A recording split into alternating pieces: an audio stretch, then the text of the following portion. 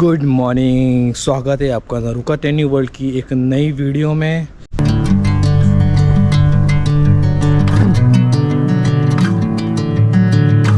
मेरा नाम है हर्ष नरुका और मैं रहता हूँ जापान में।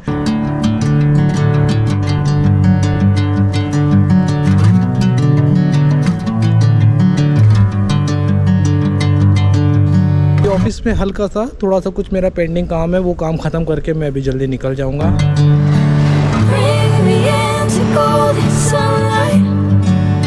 आपको कुछ दिखाता हूँ, तरह तरह के वो रहते हैं, फ्लैग जिसे कहते हैं ना, फ्लैग।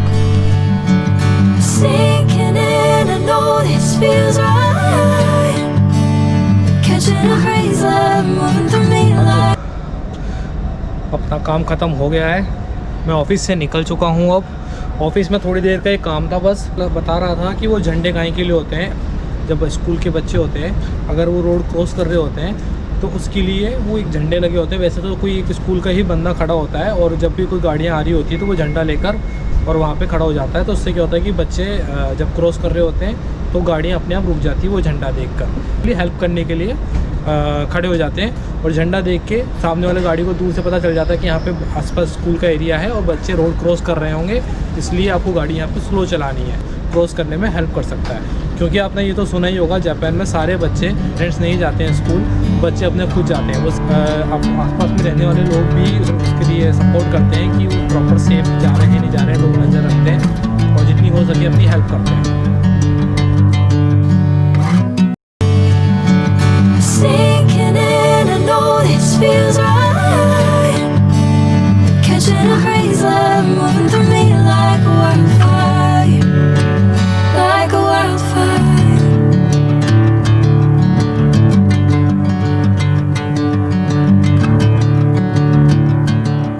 पे हमने बात करी थी कि बेसिक लैंग्वेज सीख ली।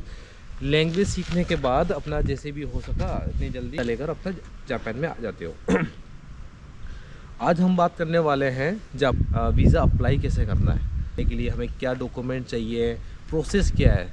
मीन होते हैं हमें सबसे पहले तो पासपोर्ट और उसके बाद अपना वो रेडी करने के बाद उसके अलावा आपको 10th और 12th की मार्कशीट चाहिए होती है और उसके अलावा आपका ग्रेजुएशन सर्टिफिकेट आपके पास चाहिए होता है। हाय, देखो डैडी।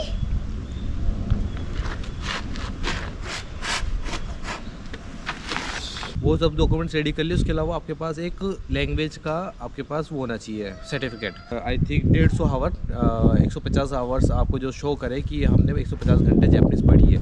और वो जो सर्टिफिकेट होता है वो किसी भी इंस्टीट्यूट से कोई मतलब लेना देना नहीं कि कोई स्पेशल इंस्टीट्यूट से करा हुआ होना चाहिए।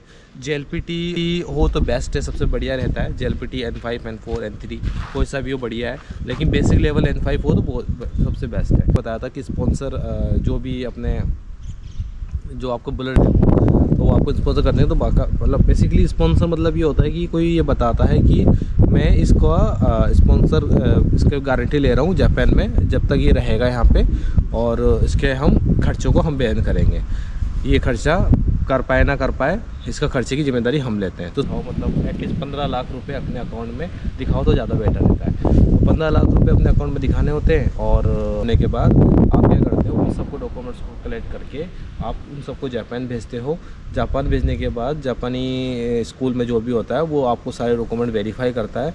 डॉक्यूमेंट वेरीफाई करने के बाद उस डॉक्यूमेंट्स वो जाते हैं जापानीज़ एम्बेसी अपने एम्बेसी में, और वहाँ जाके वो विजिट अपना COE आता है, इतना टाइम लेता है, ठीक है। तो COE आने के बाद आपको फिर वीज़ा अप्लाई करना होता है, ठीक है।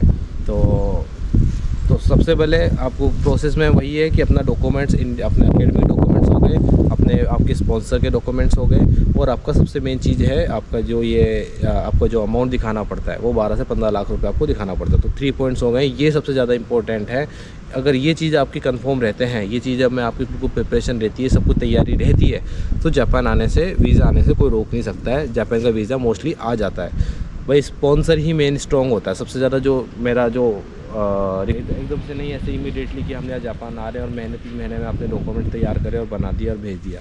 तो अकाउंट में मोस्टली मतलब बैलेंस होना चाहिए, बैलेंस मेंटेन करना चाहिए। एटलीस्ट मैं कह रहूँगा रिकमेंडेड करूँगा कि एटलीस्ट साल भर से पहले ही अपना साल का मिनिमम कोर्स चूज़ करो। मतलब 1 साल के कोर्स भी होता है, 1.5 साल का भी होता है, 2 साल का भी होता है।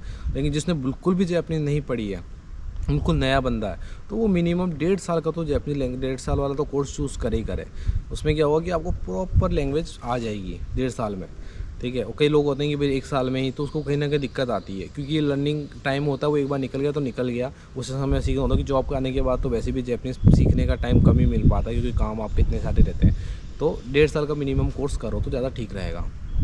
बस बाकी यही था आज की वीडियो में। मैंने मोस्टली जो टॉपिक था, वो जो मेरे को कहना चाहना था अप्लाई कैसे करना, वो मैंने बताई। इसके बारे में जानना है या कुछ क्वेश्चन है जापान के बारे में, तो आप मुझे मैसेज कमेंट लिख सकते हो, कमेंट के अंदर मुझे बता सकते हो, मैं आपको कमेंट पे छोड़ सकते हो, तो मैं आपको उसमें रिप्लाई करूँगा, ठीक है।